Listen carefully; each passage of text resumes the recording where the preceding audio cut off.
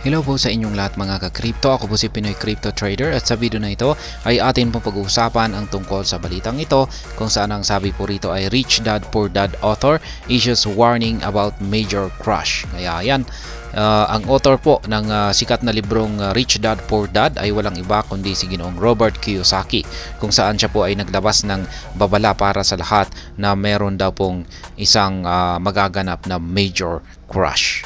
At ayan, bago po natin alamin yan ay nais ko lamang po munang bigyang linaw ang aking disclaimer kung saan ang nilalaman po ng video na ito ay hindi po ito isang financial advice.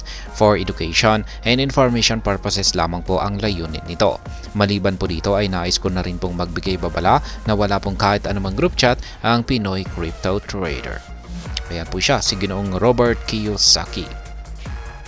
Robert Kiyosaki, the American author known for his popular personal finance book, has taken to the X social media to warn millions of his followers about the everything bubble in the US stocks, bonds, and real estate. The financial commentator predicts that this bubble is set to crash. Kaya ayan, itong si Ginoong Robert Kiyosaki ay naglabas po siya ng isang matinding statement or pahayag para po sa kanyang milyong bilang ng mga followers tungkol po sa tinatawag niyang everything bubble dito po sa stocks ng US.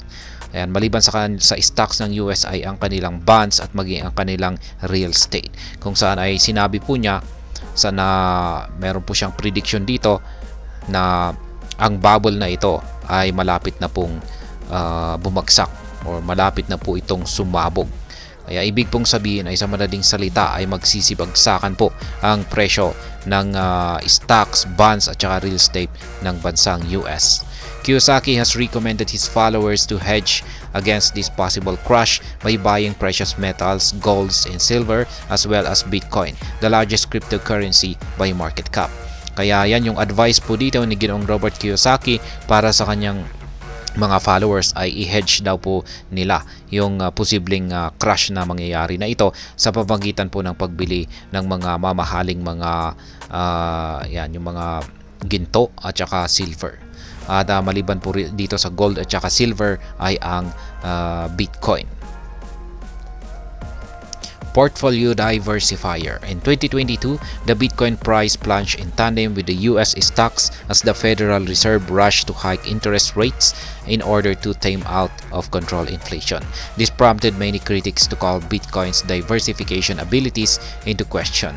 That said, Bitcoin might be a more attractive portfolio diversifier in 2024. Kaya ayan, sabi rito ay itong si Bitcoin ay mukhang isa raw po itong magandang portfolio diversifier ngayong taong 2024.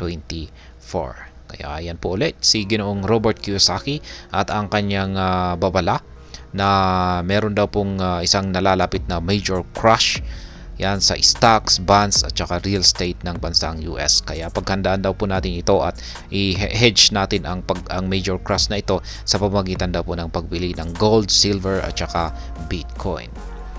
At hanggang dito na lamang po tayo sa video na ito. Sana po ay inyong nagustuhan ang aking paliwanag sa video na ito.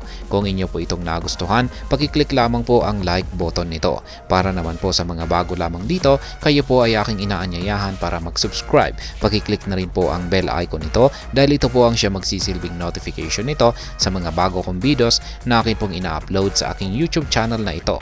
Marami pong salamat sa panonood. Ingat po tayo lagi at God bless po sa ating lahat.